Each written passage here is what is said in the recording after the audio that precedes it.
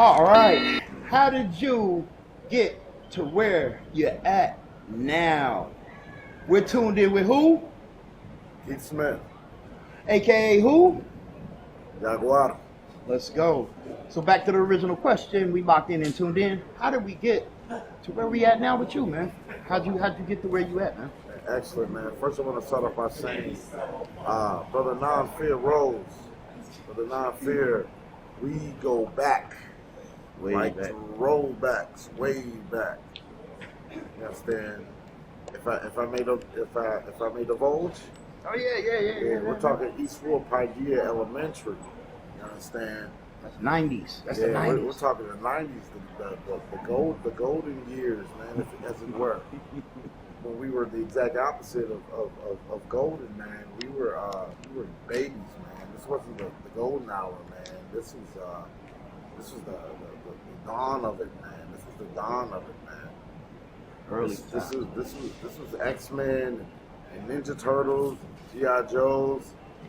You know, this was the animated series, this, that, and the other. Right? After school activities. After school activities, man. This was a time when, indeed, this is before the mystical experiences, as it were, as far as having the vocabulary for the mystical experiences. When you say the mystical experience, for everybody who's not tuned in or whose alarm clock didn't quite rattle, and shake just yet, explain the mystical life experience, I guess, on your behalf.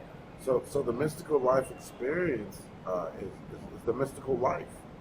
It's a world where, I think, as Dick Gregory put it, you put on these glasses. You can't take them off. You can't force anyone else to wear them. And you see the world. You see life as it is.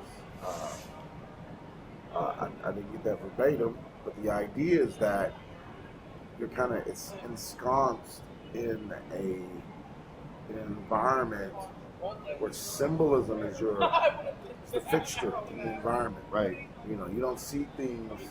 You see the operating system behind everything. You know, and that of it in itself is frightening. It's wild. Why do you think your inner child comes in? Ooh. Well, I was going to double up on something you said to kind of spark something, man. Yeah. That symbolism. Why do you think symbolism is so powerful nowadays? One of my theories on symbolism kind of was about just the change in the language, you know, from digital state, changing different languages. People can all see symbols. Yeah. Was that kind of like somewhere you was kind of aiming in? Yeah. Well, symbology. We look at people like James Campbell. We look at people like Carl Jung. We look at people. We look at everyday people and how symbolism. I mean, we look at Jesus Christ. We look at Muhammad. Right. Peace be upon them all. We look at these signs, symbols, and repercussions, as I put it, and how the language of symbology is the operating system of existence. Do we have a mind, or are we in a mind? Are we in a reality, or do we have a reality? Mind corresponds to reality as reality corresponds to mind. You know, there's the mundane aspect of, you know, seeing a sign, right? When you're driving. There's the mundane aspect of language, right? That with which I'm using to communicate, reading, writing, arithmetic, mathematics, things of that nature. There's a language. And then there's your personal language, your personal symbology. James Campbell, your hero's journey. One of the things that the good brother Non-Fear shared with me is getting me to a place in a space where I can break free from religion. You helped me with that, bro. Even in these few days of coming together, reminding me of the hero's journey. You know, Christ. You know, Christ is the hero. You know, he's the Cairo, right? He's the hero, right? But even beyond this, the inner child is like, no, bump all that. The I'm inner the child is hero. like, yo, I'm the hero. It's always been me. And I met this good brother Non-Fear before all the The upgrades and Yeah. the realization of as you said, reality. yes, yes, before Or the is it language. reality? My inner child came and saved the day. My inner child came and saved the day. Uh, but aside from like the superficial aspect and the conceptual aspect, how I got here, I want to talk about the last 3 years. The last 3 years, um, and I'm an open book. Let's I go. hope y'all ready. Let's go. We didn't even get to any of your questions. Most people, I have to go through all the questions first. We still on the first question, man. Yeah, man. Let's Yeah, man. rock. I was diagnosed with schizophrenia. Some of you may know me, and some of you may not know me. Those who do know me fall into those two categories. Those who know that I was diagnosed with schizophrenia, and those who don't. But I'm very candid about that, and I'm candid because one has to know that schizophrenia is curable. See, and you don't get that on commercials. You don't get that people just talking about it. Period. You don't catch that, man. Yeah. Ooh, please help some people out with this. Yeah, Because just think about it. I'm going to help a lot of people out. Depending on if one is high functioning or not, and that's an actual, it may be a DSM term, a diagnostic statistical manual term, a psychology term at least. Depending on if one is high functioning enough or not, one can actually program. Yes, you can program your schizophrenia like an app. You heard it here first. Let's go. The cure to schizophrenia is schizophrenia. Say it again. Yeah, the cure to schizophrenia is, and what am I saying? I am saying that, again, if you're high functioning enough, and if you're in a place, in a space where you can still have insight and be aware of the situation and still have agency in the situation, you can still, at least to some extent, have some daily functionality in your life. Wash yourself, clothe yourself. If you're not too far gone, you look up and say, hey, these voices, right? If I insist upon them, that they be what I want them to be, I can use my holy imagination and make them wholly what I want them to be. So I essentially discovered that schizophrenia is not about some government after you, or some God after you, or some ghost after you. No, folks. Schizophrenia is about you meeting you. And you are going to put yourself through the ringer in order to truly meet you. That know thyself stuff is real. And 3 years ago, a series of things happened. Fast forward in that 3 years to the halfway point, which was about a year and a half ago, where my mother passed. And subsequently, I wasn't able to course correct in that turbulence, and my anger fomented to the point where I was really mean to my significant other. Right? This is confession hour. In my meanness to my significant other, in the death of my mom, which I still can't believe happened, you know, she was older, and she lived an amazing life. My mom did. She was as close to a saint as I can imagine. You met her once, Nate. At least at the birthday parties and things of that nature, and the little get-togethers and play dates that we had, where you brought your toys and I had mine. And, you know, That's how far back we go. Yeah, that's how far back we go, you know. And with the loss of this woman who is as close to a saint as I've ever experienced, and the loss of my lady, who is as close to a genius intellect other than mine that I ever experienced, But also those two ladies, my own genius had to come to the forefront and do the heavy lifting. So it was around, I'd say, that time that I began to hear voices extremely intensely. In that hearing of voices, the horrifying hallucinations, as it said, I experienced what I consider to be an NDE, a near-death experience. Call it ego death, call it whatever you want. But in the solitude of my apartment here in downtown Cincinnati, I saw things and heard things that were precisely to biblical proportions that one could ever imagine. And devils, angels, antichrists, Christs, fathers, father of lies, Holy Spirit, Satans. All of these things I learned, though, click to me.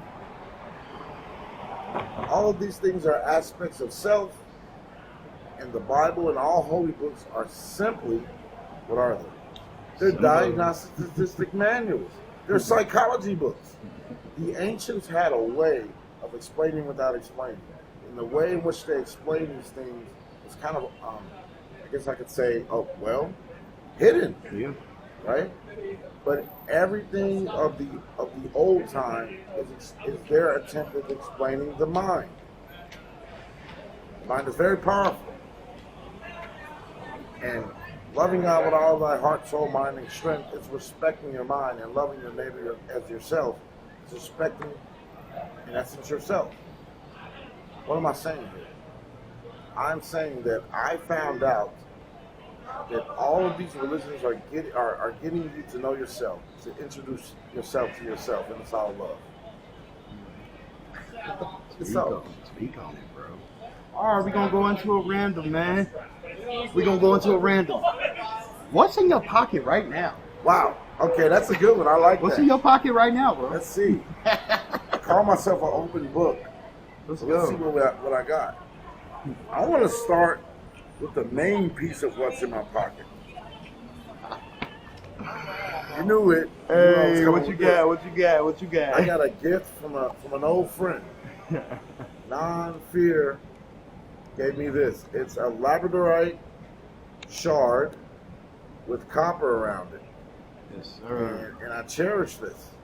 I usually don't carry stones, but I carried this because of my friend. Appreciate it, man. My friend. Appreciate it. And I carry this with pride. And if stones last forever, I'm going to keep this forever. So that's one. This was in my pocket, right? These are my smokes. Tobacco is a sacred leaf to me. Like for some people, marijuana is sacred to them. Tobacco is sacred to me. Well, break down why the tobacco is so sacred, man. A lot of people smoking it and enjoying its pleasures, but they don't understand what they're doing. Enlighten them. Well, if I may say, I just do it because I like it. Okay. I think simply by the fact that someone likes something, it's sacred to them. I hear you. And that opens up a whole new understanding that, man, you are God. Let's go. And if God has some favorite stuff that he likes, let God have those favorite things. Those things are sacred to you. Okay. If God is love, you are love. Do what you love. Enjoy what you love. I'm not going to worry about this, that, and the other ramifications from tobacco. What I am going to worry about is the sin of not doing what I love. Right? And I have to trust myself to do what I love. This is not a cigarette commercial, so I'm going to stop doing that. But I'm going to trust myself to do what I love and love what I do. And definitely going to share some smokes to friends, whoever wants them. But I don't want to share bad breath, so I got some mints. Let's go. I got a little multi-tool. All right, survival for the pocket. Survival for the pocket, right? With my keys on them. Ooh, we ain't losing that. Okay, yeah, we're not losing that one. You gonna hear that if it drops. Indeed. I'm a little posh, obviously, so I get the Coach wallet. Let's go. With barely nothing in it. All right, that's cool. That's cool. All right. So, is there anything missing from the pocket that normally would be in there on a day like this? That's a great question. I usually keep either a journal on me because I am a burgeoning writer. Only burgeoning because I've only published a few things, but I've been writing extensively since my SCPA days, right? So, as I was saying to Brother Non-Fear, him and I went to Eastwood together. A lot of other people went to what's called Schroeder Paideia here in Cincinnati, Ohio, which is, if I'm not mistaken, a middle school that's a continuation of one of the Paideia programs here in Cincinnati. Look up Paideia. It's an awesome form of education based on the Socratic method, seminars, things of that nature. It's a cool way to teach your kids how to be able to orate, form ideas, and defend them properly. That's critical thinking, boy. Critical thinking. That's what it's all about. Critical thinking. But instead of going on to Schroeder Paideia, I went on to the School for Creative Performing Arts, 1310 Sycamore, downtown Cincinnati. It's not there anymore, but there is still an SCPA. I went to our performing arts school for visual arts, but that evolved into my creative writing and drama career. So yeah.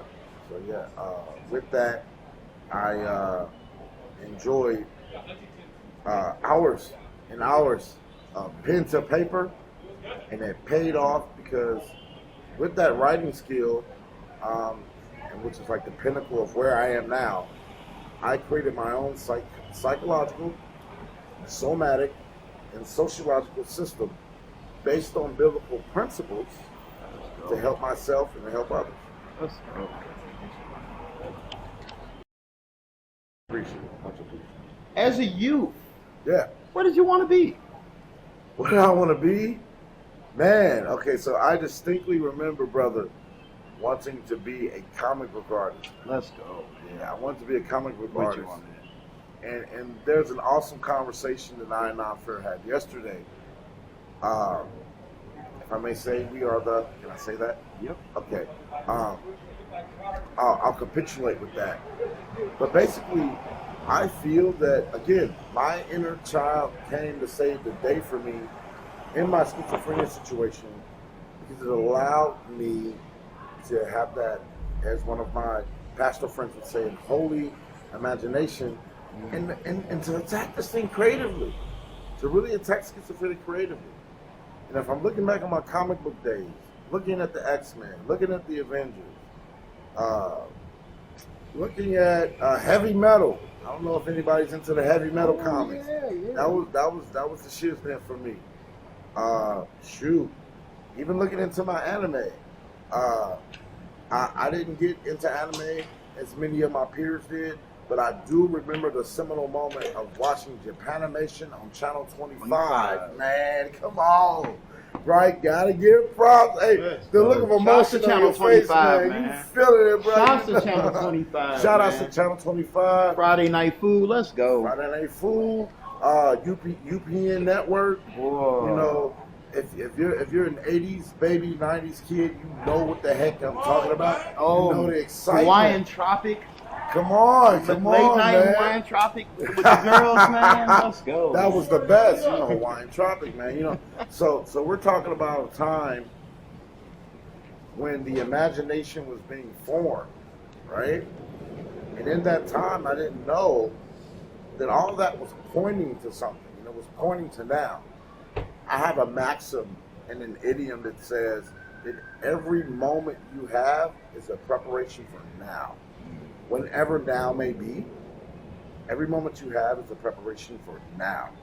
Everything you've ever done is significant for the moment. And my imagination is sacred to me. That's why I call it holy imagination. And it was being formed at that time. Long story short, you know, when I look at mutant powers, right? When I look at the what they call what's the equivalent of mutant in DC? Ooh, you know, Yeah, I forgot what it was. I couldn't even tell you. I was Yeah. not heavy into DC, man. My mom would not allow me to buy DC comics. DC had some morbid moments to it, and to this day does. But yeah, man, like whatever the equivalent of mutants or some sort of superpower being, right? That was preparing me for now. An imagination that is expansive and balanced is needed not only in everyday life as a creative, but shoot, as an individual surviving mind. Say that again, an individual. An individual surviving mind. Mind as an experience. A lot of us are fighting our own mind. And when you win against mind, yeah, you indeed win, right? Because mind is you and you are mind. What am I saying here? I'm saying we are the X-Men. I'm saying we are the ones with the superpowers. And of course, we're not flying from building to building, right? Of course, we're not swinging all over the place. Of course, we're not flinging, physical fire from our hands. At least I'm not. But one thing I will say is that there's a fire inside of me and in all people, a whole sun in your chest.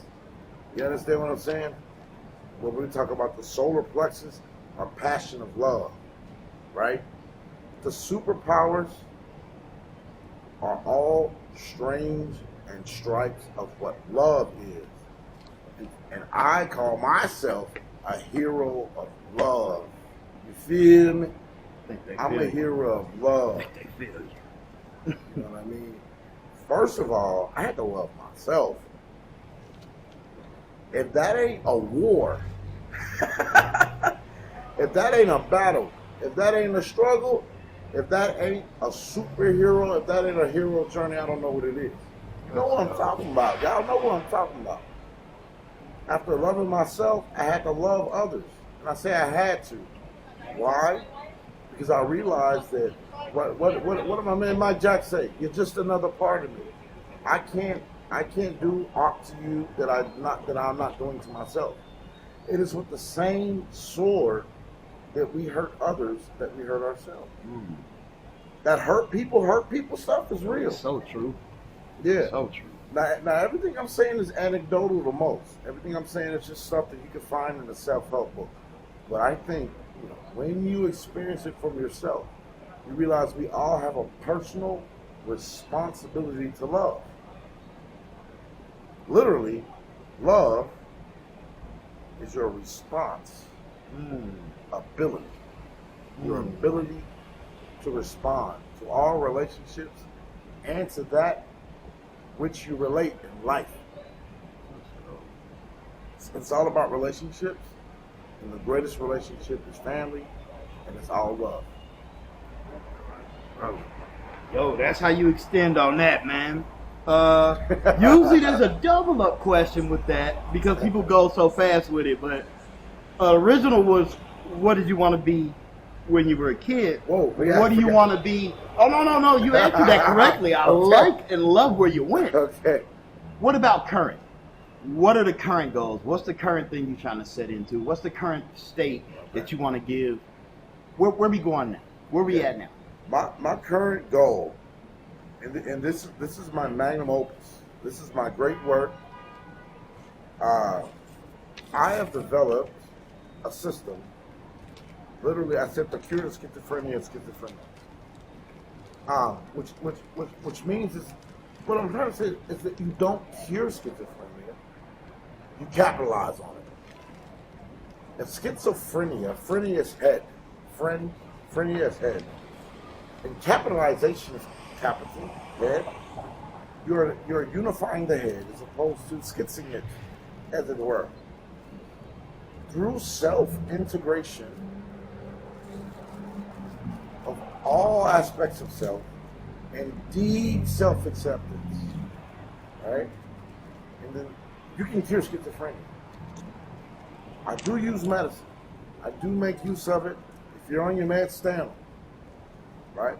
But if you are in a place in a space like me where your schizophrenia, the medicines are somewhat effective and somewhat there's kind of there's loose ends there that the medicine doesn't quite, I guess, rein in. Use those voices, use those audio and visual cues and clues, not hallucinations, but cues and clues. Use them, program them, insist that they be what you want them to be. Use your narrative and use your story, and that's what my system Schematics is all about. I've created a psychosomatic social system to cure the mind and cure the reality. I am patient 0001 is a very good friend of mine would say. And Nate, my brother Non-Fear, I intend on using that system, going to social media, flooding social media with this incredible corpus of writings that I've accumulated, writings and audio recordings. I'm just going to flood social media with everything that I've in the womb and tomb of my solitude have created. And I intend that's my gift to the world, and that's going to be my bread and butter. You understand what I'm saying? Bread and butter, make some meals. Hey, we're going to make some meals and we're going to eat, you understand? Make some meals and make some meals. Make some meals and pay some bills, you know what I'm saying? And that's another thing, philanthropy. I want to be able to give back. I've received so much from my city, Cincinnati. There have been a lot of people, because for a long time, I panhandled. Again, this is totally candid. For a long time, over this past year and a half or so, that's how I sustain myself. But what those who helped me may or may not know, There's a faith in that, man. There's a faith in it. There's definitely a faith in it. There's a trust in it. And there's a type of, I like to say, trust is awesome. But there's also the type of abandon, right? The type of abandon that you have to, of mind that you have to assume. Throw yourself on it. Throw yourself into it. Okay? Life. You're not just seizing life, you're flinging yourself in tomorrow every day with a type of courage that only comes from your core. What's today's goal? Take my psychosomatic social system to heal the mind and heal the reality and broadcast it to the world. And this very well may be a good, I guess, launch pad? maiden voyage or a launch pad further. Okay, we're going to go into another jump. Mm-hmm. If you could jump in a time machine, what moment, or is there a moment that you would go back to, or would you not even bother the time machine? Well, I'm very contrary, and I'm glad you added that last part. Mm-hmm. I feel that if there were a time machine that could get me into the now of the now of the now, the here of the here of the here, I think hell is in the past and in the future. Hell, so to speak, is in our regrets and our worries, past and future. That's where hell is. Hell is anywhere but now. Hell is anywhere but here. Here and now, at risk of sounding hokey, here and now is heaven. And in the here of the here, according to my system, in the now of the now, if you can get into that pinhole space of here of the here, of now of the now, I have a theory that, hey, that's where heaven is. That's where paradise is. So if I could get in that time machine and they could just sink me down into a place in a space where I'm very, very here and very, very now, that's where I go. Oh. Where no man has gone before. That's the final frontier. If everybody could just chill, right? In the best sense of the word. Get into the now. Meditate and be mindful. Move. Be in a repose and movement. That's what the Gnostics say. I will jump into a speed round if Hey, it needs let's to be do it. speedy. I love it. Speed round coming. Do you have a favorite? Do you have a favorite? It's your part called Do You Have a Favorite? Love that All right, thing. here we go. I love that. Do you have a favorite celebrity? Can I do two? Yeah. Will Smith and Terrence Howard. All right. Now, Will Smith and Terrence Howard have to battle in a cage with a knife. Who wins? Oh no. I jump in there and stop it. They're going because these guys are awesome. All right. Do you have a favorite musician or writer? You can also do the multiples if you want. Favorite musician will probably be myself. Let's go. Check out my social media when it gets up. I got some cool R&B songs, and I got some cool hip hop that I want y'all to check out. Right. It's like you love that, man. I guess that covers favorite writer too. You. Oh man, all the way. I'm dope. You hear me? And that's that self-love, and you should feel the same way about. All y'all should feel the same way about yourself. You the dopest. Let's go. You the dopest. Do you have a favorite superhero? Ooh, that's good. And you can put in multiples on that too. I can do multiples? Yeah, you can do multiples, but they're going to also have to get into the cage and fight at the end with the knife. Okay, I appreciate that. So my number one favorite superhero is actually a supervillain. Let's go. Right? I say with a very Kafkaesque furrowed brow. It would be Magneto. I love Magneto. If not for anything else, for the sheer power that and potential that he can exhibit with magnetism. It's real dope stuff. It's real dope stuff. There you go. My apologies. I've been doing some study on electricity.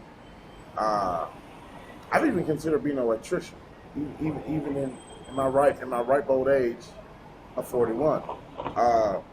But electricity, studying the alkaline goals of the body and how to be alkaline, and just the electric nature of all things, right? As a friend of mine would say.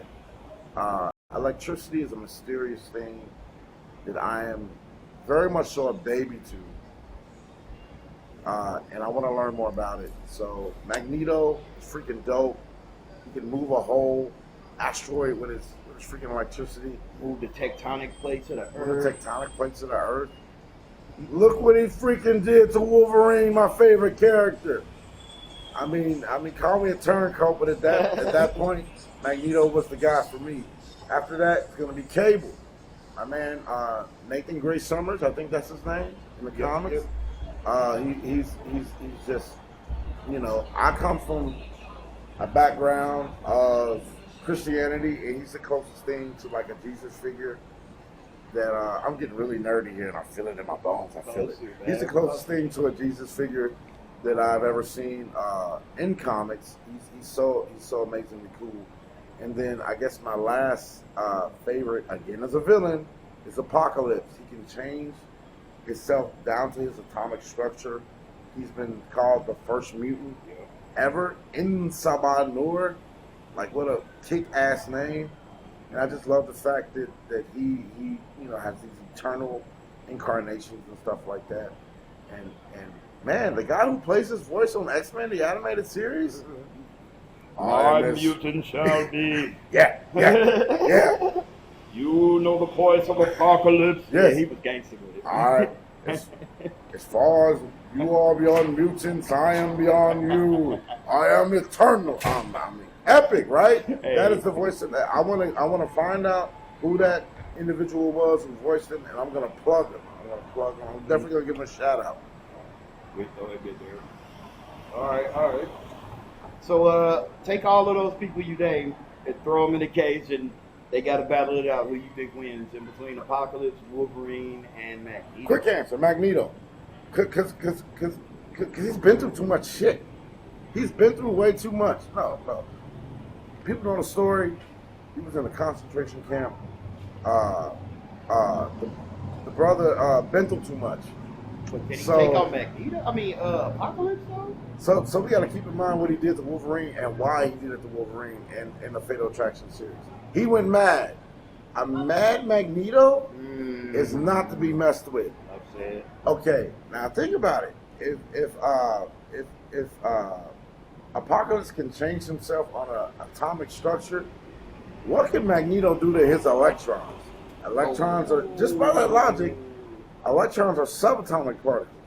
And then what can Magneto do on the quantum level if we're really getting freaky? You understand what I'm saying? So that man, I really believe in Magneto. Activating high levels of thinking points. Yeah, we getting a little nerdy here. We getting a little cometastic. But gotta get blurty up in here, baby. Let's go. Let's get blurty. All right. So he's got Magneto busting him up.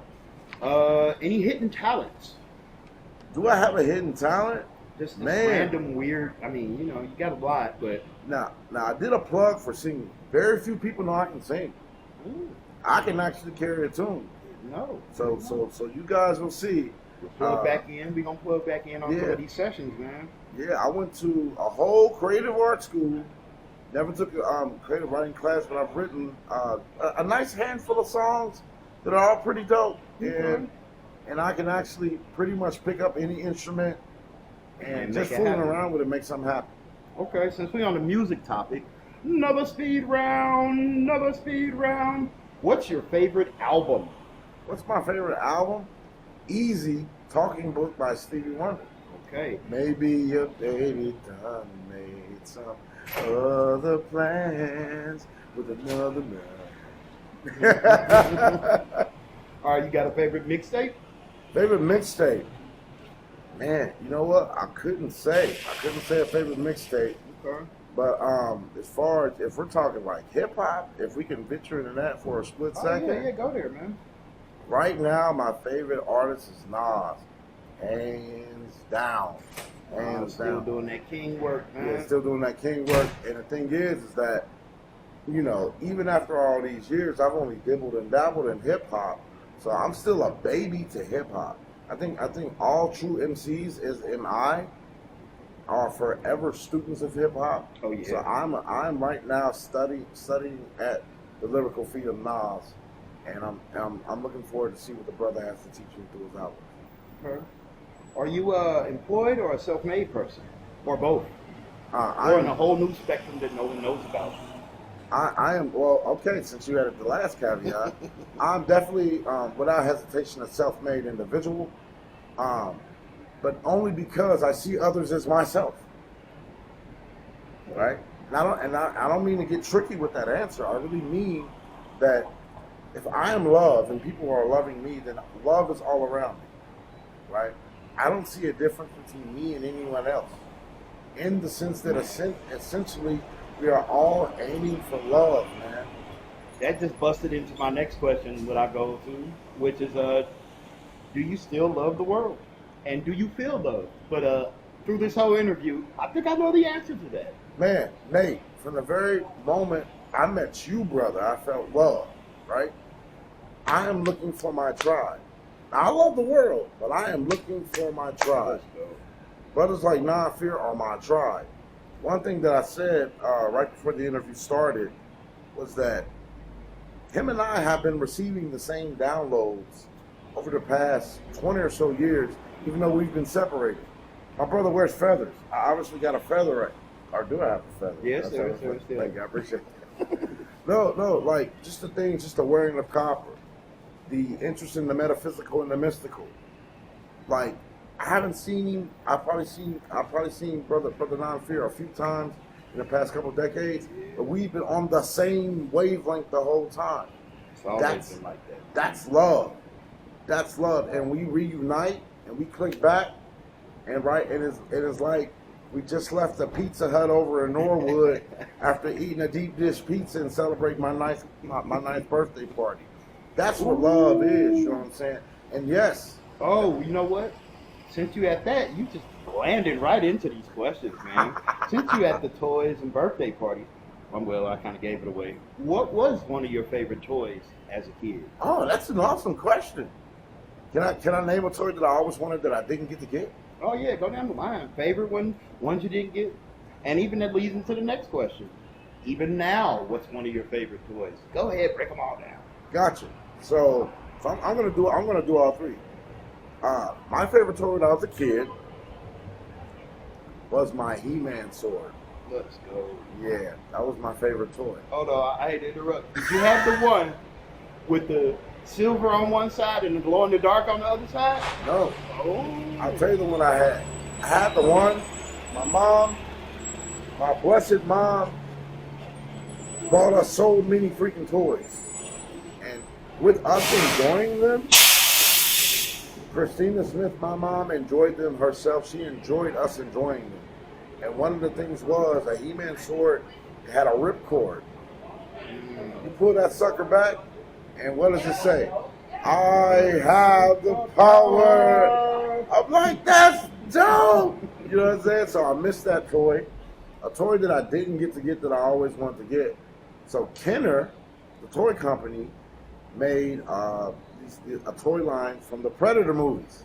Well, what are they called again? The Predators? They're like Yakshas. The Yakshas. I've always identified with them. You know what I mean?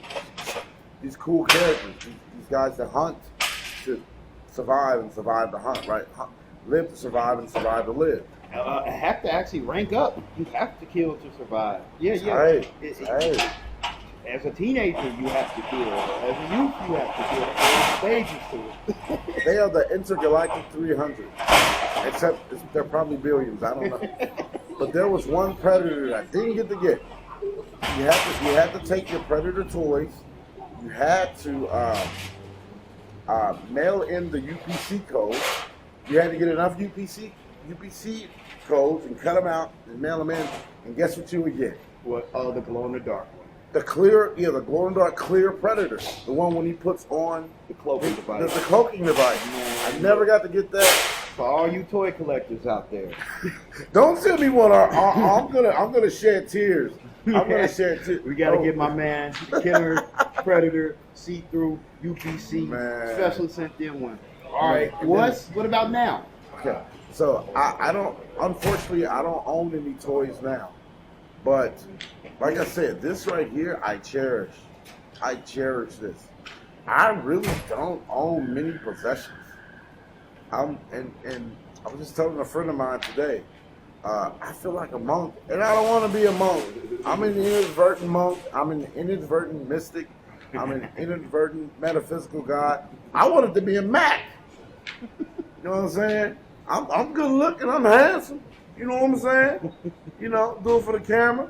You know, I wanted to be a playboy, right?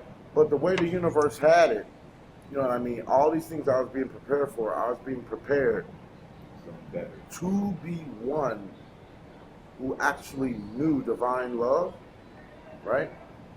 And knowing that divine love is myself. So everything I have now in my possession is medicine. It's medicine. And this, it's beautiful. And I know I just called it a toy, but this is medicine. And I am medicine. Yeah. I consider myself, that whoever I encounter, I want to make them good, better, and best that they can be. Add them up and evolve them, man. Okay, well that falls into another one. What makes you push through, man? What makes me push through? I'm not going to shoot from the hip on that question. I'm going to take some time to really contemplate what makes me push through. I mean, because there's a lot of stuff out here that gets ugly and nasty and icky and a lot of people fall victim to, man, and they fall into the toilet bowl of ickiness. What keeps you out of the toilet bowl, man? What pretty much what keeps you out of that, man? What keeps you out of that negative energy? I think, well, I want to approach it from this angle, right? So I've studied all major religions. They all top off in love. When you've known love, you're changed forever. When you're known by love, you change forever.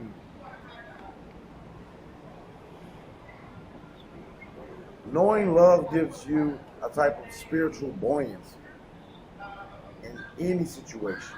Say that again? Knowing love, truly knowing divine love and being known by divine love as entity and as energy. Knowing it, knowing him, knowing the man in the mirror, right? You're gonna float. You're gonna float. I notice, fear. that a lot of my genius, and I don't say that with hubris in any way, shape, or form. My genius saved my life.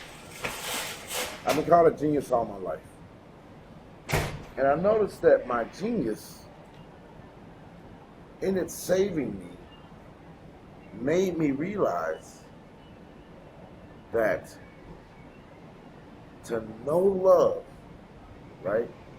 Everything is reduced to that one. And no matter what situation I am faced with, right? If I know that the aim of every living individual on this planet is love, you know how to navigate any situation. The Buddhists call it skill in means. Okay? They're able to navigate any situation. If I know that everyone's target, right, or as the Hebrew scriptures say, Torah, everyone's target, what everyone's aiming for is unconditional love, it's on auto. Getting through the day, the mind healing itself, the reality healing itself, it's on auto. It gets to a point where love is on auto, and it's all love. I can flow through situations in the kind of a flow state. All of these, right, wild words that we've come up with for just embracing unconditional love, and I've been getting that back. That's what saved me. What saved me is because I put it out there. What gets me through the day is that I put it out there, and I definitely get it back every time. All right. So when you're making it through all this, what's a theme song that might play in the background of your head? What's like your theme song to get through? Or one of them favorite songs, you have a good day. What's the song that you play if you're having just that one good day? All right. So two songs immediately come to mind. I get by with a little help from my friends, by the brother. His last name is Coker. I forgot his first name. But what would you do if I sang out of tune? Which I actually just Wonder Years thing. thing. Yeah, Exactly. yeah. Just stand up and walk out on me. You know, I literally get by, right? By the love that I've put out throughout the world. I don't know a stranger whatsoever. I'm the friendliest guy you ever meet. You know, probably a little bit too friendly, right? But I find that those seeds that I put out there, I get by with the help of humanity. I get by with a little help from my friends. And literally, friendliness is its own reward. Right? I want to say stuff like, it takes more muscles to frown than to smile, but a lot of people would either go over people's head or under their radar. Optimism is a superpower. and the best thing to keep you optimistic is good friends, man. Let's go. Since we're on the song topic a little bit, is there a song you hate? Is there a song? Yeah, or just song you just don't like. Ooh. And does it have a memory job, or is it just the song just gets on your nerves? That is an amazing question. Right? I hate any song that I can't stop thinking about. That gets stuck in my head. Brainwasher. Yeah. So I made a song. Okay, I made a song about a young lady that I'm dealing with. Oh man, I'm not gonna do this to you. Not because I don't have confidence in my singing ability, but I don't want to give you this earworm. Because when it comes out, I think everybody's gonna be singing it. It's gonna be like, oh man, stop, please.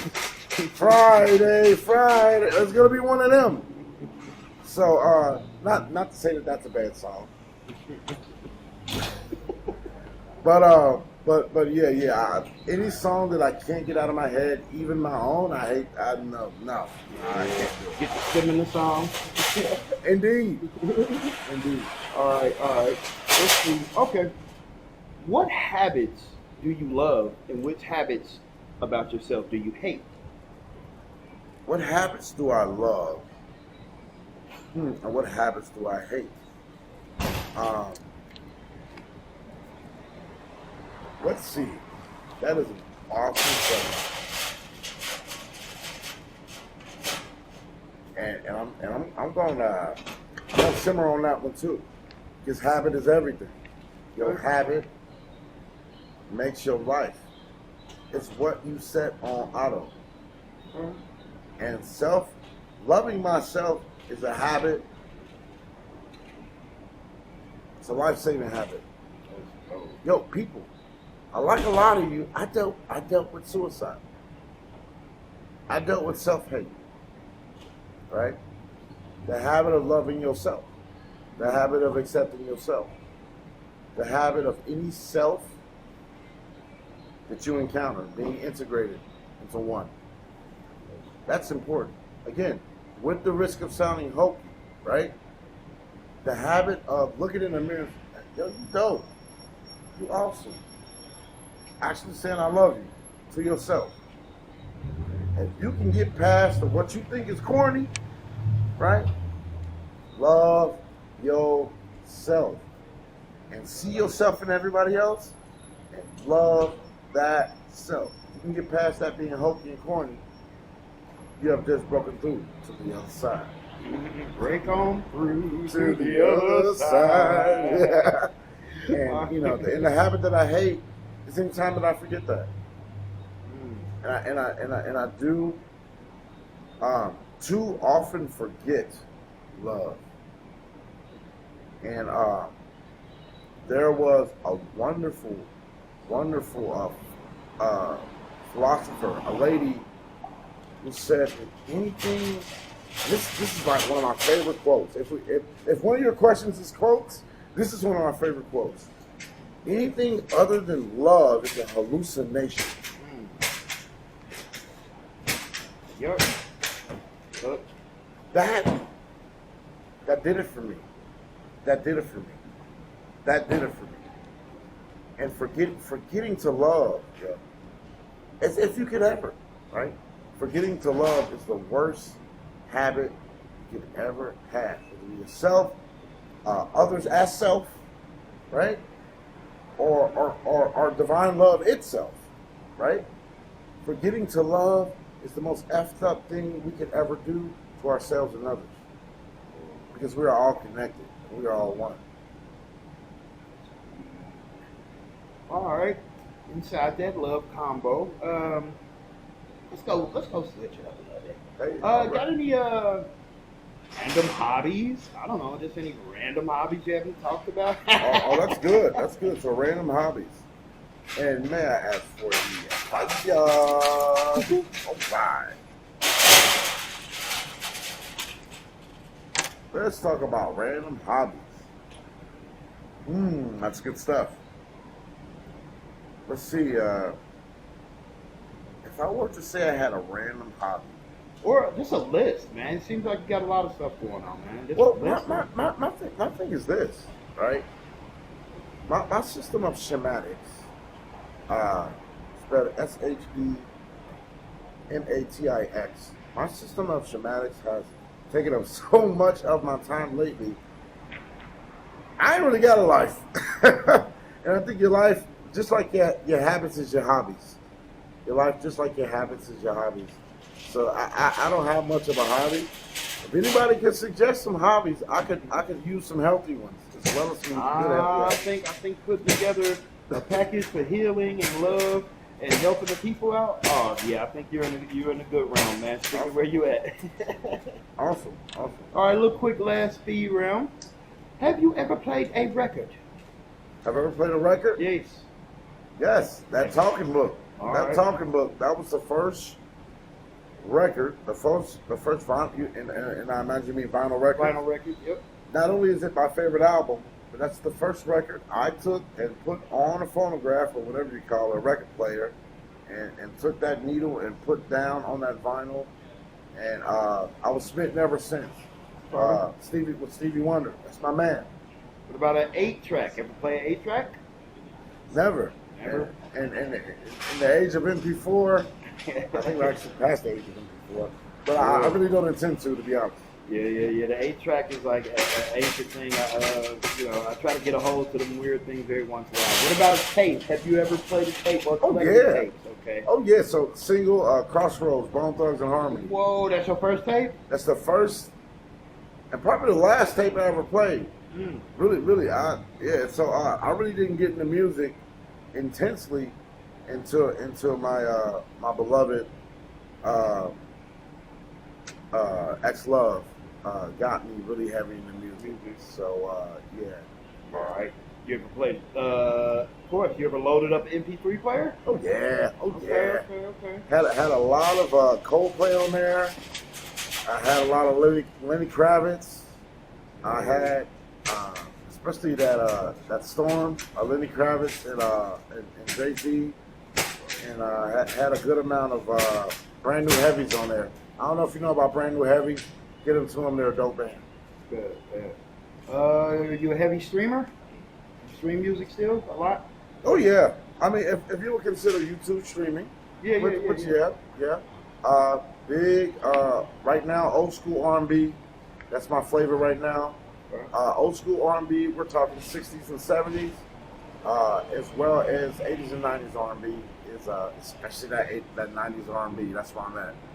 All right. And were you a heavy internet downloader? Did you download a lot of internet songs and Yo, this might be incriminating. I didn't say legal download. I just said download. Oh, wait a minute. Okay. So look, I'll run the risk. No risk.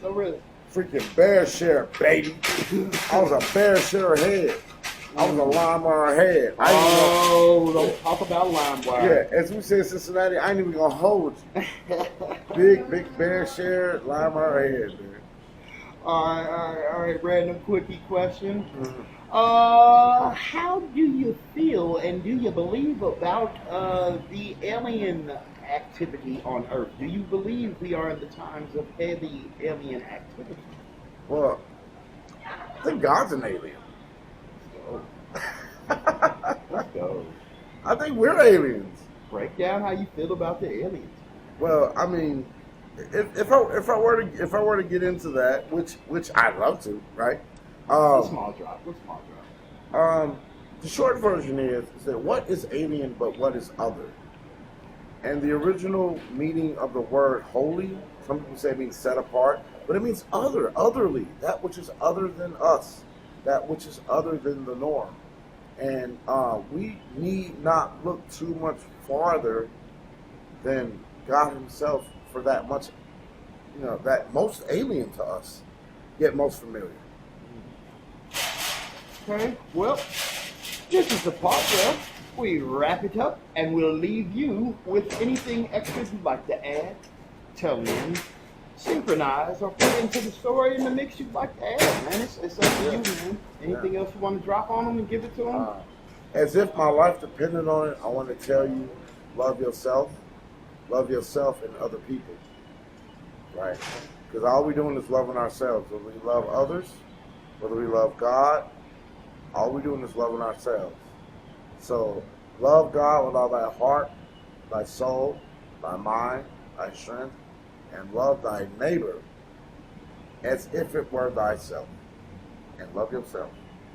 All right. Well, you are tuned in with KIFA, Keith Smith, the Yaguar. That's right, and that's how he is where he is at right now. Thanks for tuning in. You locked in, zoned out. Let's go. Appreciate the time. All the love. Thank you, sir. Love you, man. Love you, man. Not fear. All right.